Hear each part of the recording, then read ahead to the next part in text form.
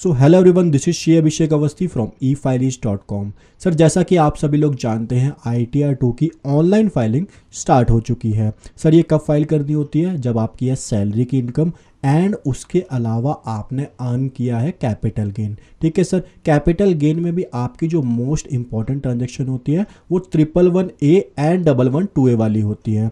ठीक है सर, आज हम लोग डिटेल में सीखेंगे कि कैसे हमको टैक्स P&L की कंप्यूटेशन करनी है एंड उसके बाद हमको कैसे ऑनलाइन मोड में अपनी ITR 2 की फाइलिंग करनी है। चलिए सर, शुरुआत करते हैं आज के सेशन की। तो जैसा कि आप सभी लोग देख पा रहे हो, हमारे सामने है टैक्स P&L अपस्टॉक का। ठीक है, यहाँ पे आप लोगों को ऐसे ट्रांजैक्शन देखने को मिलती है। यहाँ पे जो हमारे क्लाइंट का कैपिटल गेन है टोटल वो 35336 का है। अभी हम लोग डिटेल में सीखेंगे कितना शॉर्ट टर्म है, कितना लॉन्ग टर्म है। इसके अलावा जो हमारे क्लाइंट के ट्रांजैक्शन चार्जेस हैं वो 731 के हैं। इसमें भी मैं बताऊंगा आपको कि कौन से चार्जेस अलाउड होते हैं एंड कौन से अलाउड नहीं होते हैं। ठीक है, सो यहाँ पे सबसे पहले आपको आ जाना है एंड आपको यहाँ पे लगा देना है फिल्टर। सर, फिल्टर कैसे? Ctrl+Shift+L से आप लोग यहाँ पे फिल्टर लगा दीजिए एंड उसके बाद आपको एक बाइफरफिकेशन टेबल बना लेनी है। हो सकेगा तो ये वाली शीट जो है मैं आपको शेयर कर दूंगा। सर, ये क्यों बनाई? क्योंकि इस बार रिपोर्टिंग होनी है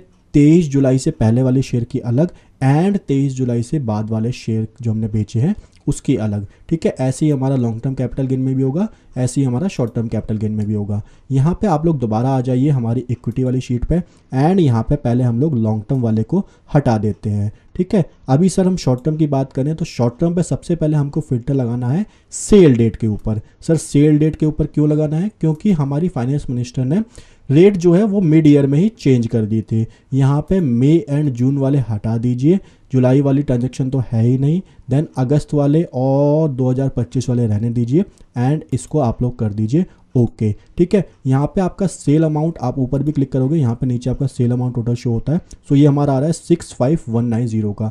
यहाँ पे कैलकुलेशन में आप आफ्टर में 65190 डाल दीजिए। उसके बाद आप लोग दोबारा इस शीट पे आ जाइए एंड जो बाय अमाउंट है उसका टोटल देख लीजिए। ये आपका 34922 आ रहा है। ठीक है, कैलकुलेशन में आप लोग यहाँ पर डाल दीजिए 34922। ठीक है, उसके बाद आप लोग आइए बिफोर वाली ट्रांजैक्शन की सेल वैल्यू पे। ठीक है, सो आपको इक्विटी शीट पे आना है, यहाँ पे फिल्टर को थोड़ा सा मॉडिफाई करना है। जो हमने छोड़े थे अब हम लोग उसको कर लेते हैं सेलेक्ट। ठीक है, इसमें हमने मई जून को छोड़ दिया था तो 2025 हटा दो, 2024 भी हटा दो। इसमें आप लोग खाली मई और जून वाला सेलेक्ट कर लो। ठीक है, इसकी जो सेल वैल्यू आ रही है वो आपकी आ रही है 30597। कैलकुलेशन शीट में इसको पुट कर दीजिए 30597। ठीक है, इसके अलावा फिर आप लोग इसकी बाय वैल्यू भी देख लीजिए, कॉस्ट ऑफ एक्विजिशन वही होती है। ये आपकी टोटल आ रही है 24916। ठीक है, तो यहाँ पे आप लोग डाल दीजिए 24916। ठीक है, ये आपके आ चुके हैं total short term capital gain 23 जुलाई से पहले वाले, 23 जुलाई से बाद वाले। अब आप लोग आ जाइए लॉन्ग टर्म ट्रांजैक्शन पे। सो यहाँ पे आप लोग दोबारा इक्विटी पे आइए एंड यहाँ पे जो फिल्टर आपने लगाया था इसको पहले तो चेंज करके ऐसे कर दीजिए। उसके बाद लॉन्ग टर्म कैपिटल गेन वाले को सेलेक्ट कर लीजिए, ब्लैंक वाले को यहाँ से हटा दीजिए। आपकी लॉन्ग टर्म कैपिटल गेन की एक ही ट्रांजैक्शन है। सो यहाँ पे आप लोग सेल वैल्यू देख सकते हो 176। सो 176 आपकी सेल वैल्यू है, ये आप लोग यहाँ पे डाल दीजिए। आफ्टर में आएगी या बिफोर में आएगी ये देख लीजिए एक बार। या आपने 8 अगस्त को बेचा है तो ये आफ्टर में आएगी, अदरवाइज आप शॉर्ट टर्म कैपिटल गेन जैसे ही इसको भी बाइफिकेट कर सकते हैं। ठीक है, सो ये आपका कितना था सर? ये आपका था 176।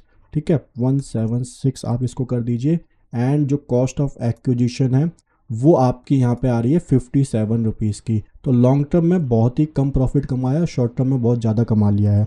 ऐसा केस है हमारे क्लाइंट का। ठीक है, अब हम लोग बात करते हैं एक्सपेंस की। सर, एक्सपेंस आपके यहाँ पे आप देख सकते हो, आपके टोटल एक्सपेंस आ रहे हैं 731 के। ठीक है, यहाँ पे मैं आपको बता दूं, इसको थोड़ा सा हम लोग और ओपन कर लेते हैं। ये वाला जो सिक्योरिटी ट्रांजैक्शन टैक्स होता है ये आपका अलाउड नहीं होता है कैपिटल गेन के अंदर। ठीक है, बाकी सारे आपके अलाउड होते हैं। सो यहाँ पे आप लोग आइए एंड इस वाले ट्रांजैक्शन को आप लोग माइनस कर दीजिए। सो टोटल आपके जो एक्सपेंस आ रहे हैं वो आ रहे हैं 602 के। ठीक है, अब इसको सर प्री एंड पोस्ट में कैसे बाइफिकेट करें? सो यहाँ पे आप लोग आ जाइए और जो टोटल एक्सपेंस है आपके वो हैं 602 के। सर, सेल वैल्यू टोटल कितनी आ रही है एक बार उसको भी आप लोग देख लीजिए। एंड यहाँ पे आप लोग ऐसे कर लीजिए। टोटल एक्सपेंस कितने हैं 602 के, एंड यहाँ पे प्री वाले में कितना आएगा। सो प्री वाले के लिए आप यहाँ पे लगाइए फॉर्मूला। सर फॉर्मूला कैसे लगेगा, 602 इंटू जो भी इसकी टर्नओवर है डिवाइडेड बाय टोटल टर्नओवर, ठीक है। देन फिर आप टोटल में से इसको माइनस कर दीजिए, आपकी बाद वाले एक्सपेंस की वैल्यू भी आ जाएगी। एंड यहाँ पे लगाइए आप फॉर्मूला, उसमें से लेस कर दीजिए 192।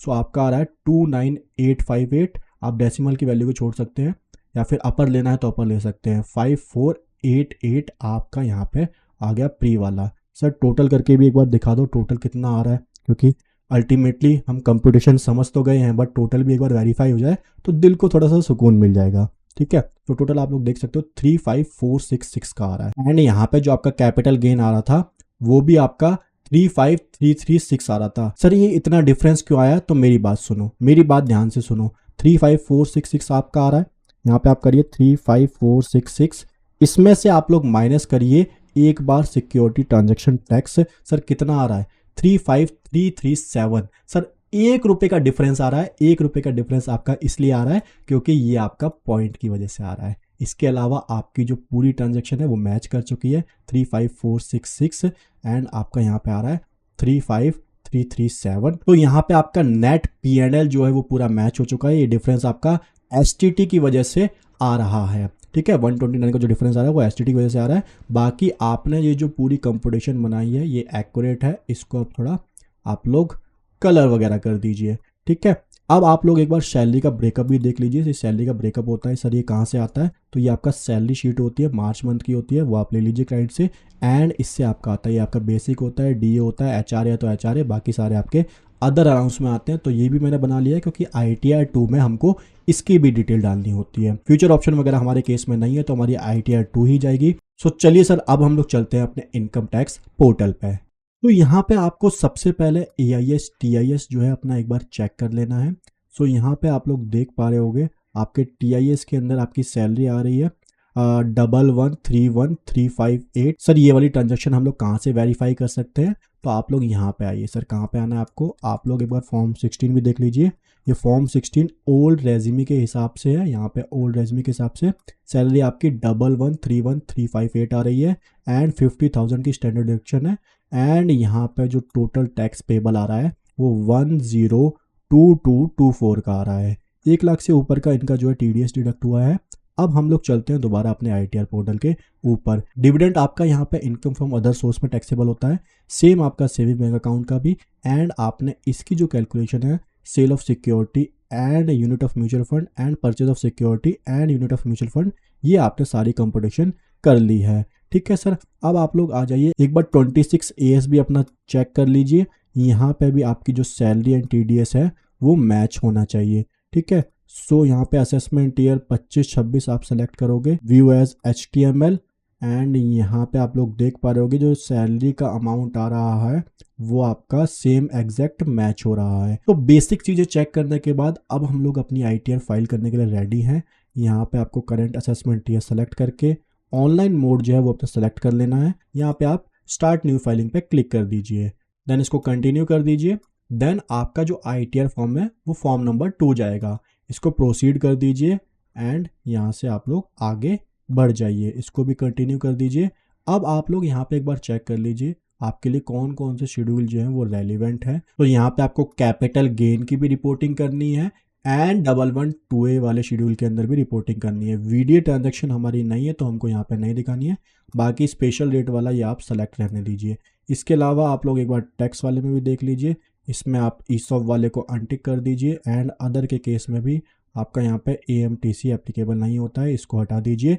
देन इसको कंटिन्यू कर दीजिए, क्वेश्चनों को स्किप कर दीजिए। देन फिर आप लोग अपनी जो फाइलिंग है वो स्टार्ट कर सकते हैं, ठीक है। तो सबसे पहले आपको यहाँ पे पर्सनल इन्फॉर्मेशन में आ जाना है, इसमें आप लोग फाइलिंग स्टेटस पे क्लिक कीजिए एंड आपकी 139(1) के अकॉर्डिंग आप लोग अपनी ITR जो है वो फाइल कर रहे हो। सर ये वाला ऑप्शन है, अगर आप लोगों को ऑप्ट आउट करना है न्यू रेज्यूमे से तो आप लोग यहाँ पे यस करिए, अदरवाइज आप नो के साथ प्रोसीड कर दीजिए।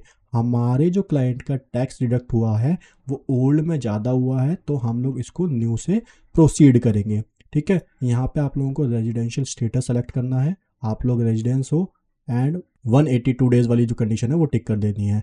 एफपीआई तो नहीं हो तो यहाँ पे आप नो करके आगे बढ़ सकते हो। डायरेक्टर तो नहीं हो किसी कंपनी में, यहाँ पे आप नो कर दीजिए। Whether you have unlisted equity share, इसको आप लोग नो करके देन फिर आप पर्सनल इन्फॉर्मेशन वाले टैब को कंफर्म कर दीजिए। ठीक है, अब हम लोग चलते हैं सैलरी शेड्यूल की तरफ एंड इसके अंदर हमको प्रोवाइड करना होता है सर ब्रेकअप। ठीक है, सो ग्रॉस सैलरी पे आप लोग जाओगे, यहाँ पे आप लोग नेचर सेंट्रल गवर्नमेंट है, नेवल पे ऑफिसर है ये, एंड बेसिक में ऑटोमेटिक डाटा उठ के आ रहा है, बट हमको ब्रेकअप जो है वो एक्यूरेट देना है। ठीक है, सो कंपटीशन शीट में यहाँ पे ब्रेकअप मैंने पूरी डिटेल इसकी बना ली है। सो आपके बेसिक में आ रहा है 355200। ठीक है, उसके अलावा यहाँ पे आपको डीए का सेलेक्ट करना है एंड डीए में जो आपका आएगा वो 221328। ठीक है, सो यहाँ पे 221328 आपको डाल देना है। इसके बाद आपको आ जाना है एचआरए सेलेक्ट करना है। सो एचआरए भी आपको यहाँ पे मिल जाएगा हाउस रेंट अलाउंस का, एंड एचआरए की डिटेल आप लोग डाल दोगे 106560। ठीक है, 106560।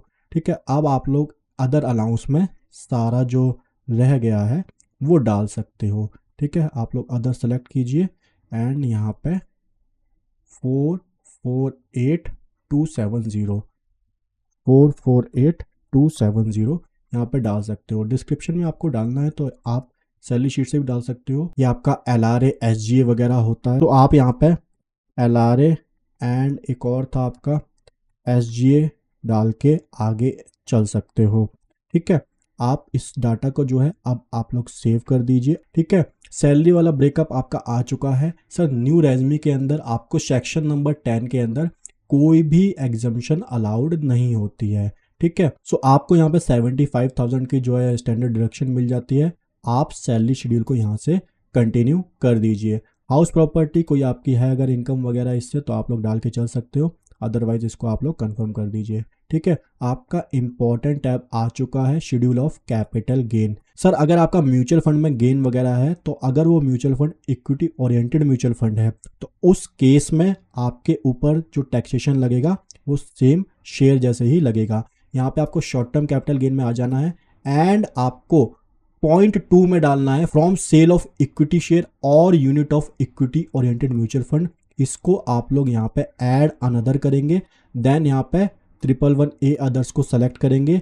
ये आपका पूरा टैब हो चुका है ओपन। सर सबसे ऊपर क्या डालना है, full value of the consideration. Sir क्या करना है, हम लोगों को आ जानी है अपनी कैलकुलेशन पे, यहाँ पे फुल वैल्यू ऑफ कंसिडरेशन 30597।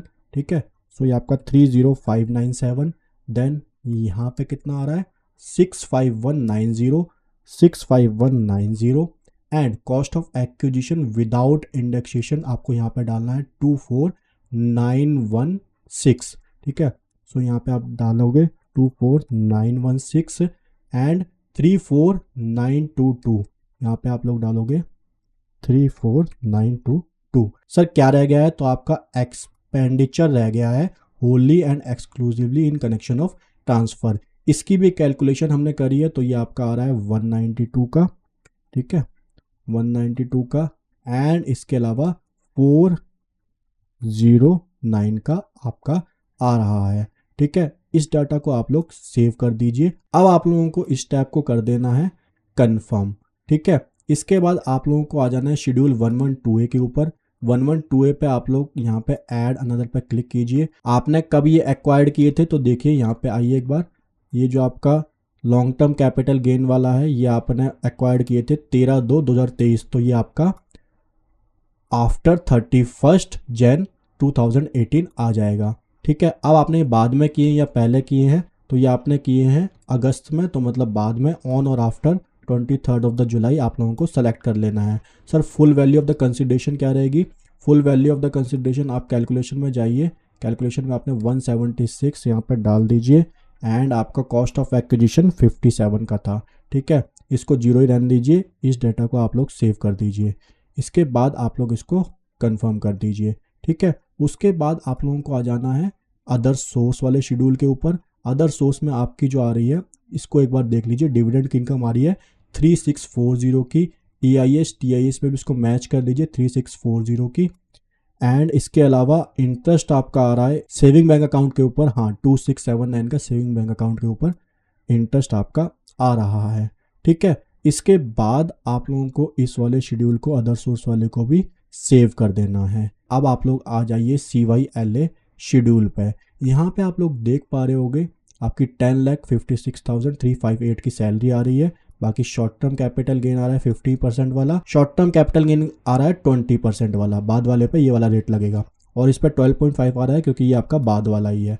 ठीक है, उसके बाद net income from other source आ रहा है, इस टैब को आप लोग कर दीजिए कंफर्म। एंड अब आप लोगों को आ जाना है BFLA वाले शेड्यूल के ऊपर। तो यहाँ पे आपकी कुछ डिटेल जो है वो काम में आती हैं। ठीक है, इसका आप लोग एक बार स्क्रीनशॉट ले लीजिएगा, मैं बता देता हूँ, यहाँ से लेकर यहाँ तक एक बार आप लोग इसका स्क्रीनशॉट ले लो। ठीक है, देन आप लोगों को क्या करना है, एक बार आप लोगों को यहाँ पे बैक कर देना है। यहाँ पे आप लोग आइएगा कैपिटल गेन वाले शेड्यूल पे, एंड यहाँ पे आप लोगों को आ जाना है, रिसीट प्रोवाइड करनी होती है कितनी आपकी अप टू 15 जून तक है। सो यहाँ पे आप लोग शॉर्ट टर्म कैपिटल गेन 15% वाले में आप लोगों को क्या डालना है, मैंने स्क्रीनशॉट लिया था, यहाँ पे डालना है 5489, क्योंकि ये पहले वाला ही है तो यहाँ पे 5489 आपको डाल देना है। सर ये 20% वाले में क्या आएगा, सो 20% वाले में आप लोग आइएगा 29859। ठीक है, सो 29859 आप लोग यहाँ पे डाल दीजिए। ठीक है, उसके बाद आपका एक लॉन्ग टर्म कैपिटल गेन भी था 12.5% वाला, यहाँ पे भी आपको डालना पड़ेगा, यहाँ पे डालना है 119। ठीक है, 119, तो ये आपका हो जाएगा मैच, इसको आप लोग कर दीजिए कंफर्म। ठीक है, BFLA शेड्यूल को भी अब आप लोग कंफर्म कर सकते हो। उसके बाद आप लोगों को आगे आ जाना है। ठीक है, CFL शेड्यूल, इसको भी आप लोग कंफर्म कर दीजिए। एंड स्पेशल रेट वाली आप लोग यहाँ पे देख सकते हो आपका किस टैक्स रेट से यहाँ पे कैपिटल गेन टैक्स हो रहा है। ठीक है, सो इसको भी आप लोग कंफर्म कर दीजिए। देन आप लोग डिडक्शन तो कुछ अलाउ होती ही नहीं है, सो इसको आप लोग हटा भी सकते थे, बट कंफर्म भी कर दिया तो भी कोई इशू नहीं है। कंपटीशन ऑफ टोटल इनकम, ये आपकी पूरी कंपटीशन आ चुकी है टोटल इनकम की, उसके ऊपर कैसे कैसे टैक्स निकल के आ रहा है वो अभी हम लोग आगे देखेंगे। टैक्स पेड, जो भी आपका टैक्स डिडक्ट हुआ है। ठीक है, सो यहाँ पे आप लोग एक बार 26 ईयर्स से अगर आपको देखना हो तो ये हमारा फॉर्म 16 में भी यही आ रहा था, 26 ईयर्स में भी हमारा 1,02,224 ही हमारा आ रहा था। सो हम इसको भी कंफर्म कर देते हैं। ठीक है, अब हम लोगों को पार्ट बी TTI पे आ जाना है। यहाँ पे आप लोग देख पा रहे होंगे आपका जो टैक्स पेबल आ रहा है वो आ रहा है 66196 का।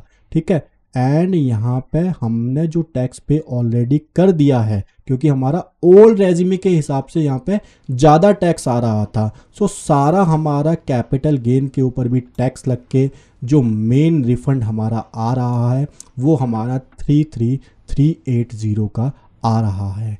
ठीक है सर, यहाँ पे आप लोग इसको कंफर्म कर दीजिए। उसके बाद प्रोसीड टू वेरिफिकेशन कर दीजिए, यहाँ पे प्लेस डाल दीजिए।